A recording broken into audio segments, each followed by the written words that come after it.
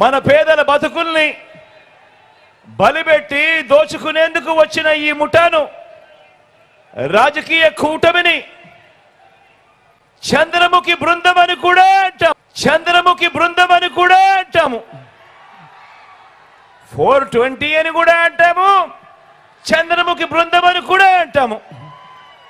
అందామా అందామా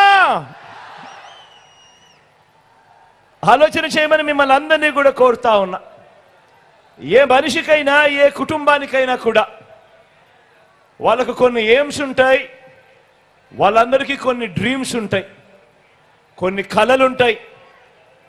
ఆ కలల్ని నిజం చేసేందుకు మార్గాలు గన ఉంటే అదే కుటుంబం ఒక్కో మెట్టు కూడా ఎదుగుతూ పోతుంది.